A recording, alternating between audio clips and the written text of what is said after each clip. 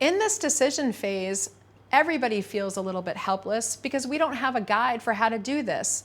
And so in order to get a sense of control back, we usually experience some anger.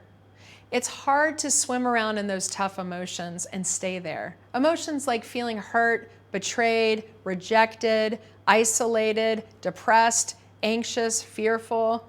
And those are the emotions that come up when we learn this relationship isn't going to make the distance. We are separating. What am I going to do? All those fear thoughts come in. It's so much easier to attach to the anger because it makes us feel more in control. When we lived our lives coupled with somebody, we have so much support in all the things that we're doing. We have that partner in crime. We have that friend. But when they're no longer there, the void gets really real, and it gets real fast.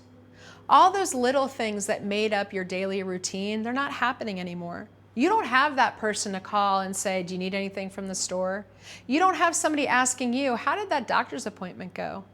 All of those little things, the funny thing you want to tell your partner because it would have made them laugh, they're not there anymore to hear it. Maybe they don't want to hear it. Maybe they don't want contact with you.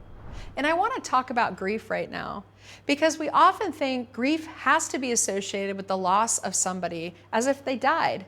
But grief is also there when we lose the idea of what we thought things were going to be like. I don't know how much overlap you're going to have with them moving forward. Certainly if you have kids, they're going to have to be a co-parent with you. Maybe you don't have kids and you can really limit how much time you spend with this person. Or maybe you want to eventually be friends with them. But no matter what the new relationship will look like, it's got to change from the old one. You cannot move forward still expecting the same emotional needs as you had when this person was your spouse. Of course, you're going to want this information because the more information we have, the less helpless we feel. We might be stalking their social media, tracking the things that they're doing, and I want you to know that you're doing that because you need information to reduce your sense of helplessness. It's normal, but at some point you have to ask yourself, what is the cost of this for me? What is this going to do in terms of my long-term health of rebuilding my own identity and moving forward? That brings us into the next stage, assimilation. This is where we're making meaning of what does it mean to be divorced. For some people, they have a lot of feelings of failure. And again, the relationship didn't work, so I get it. We all feel a little sense of failure when things don't work out. But you're really vulnerable here to internalizing too much failure. So think about the message you took away from your marriage.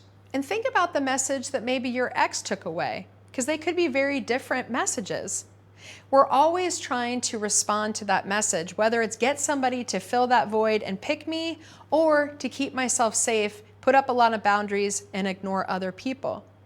The mistake here is making their decisions, their actions, mean something about your worth.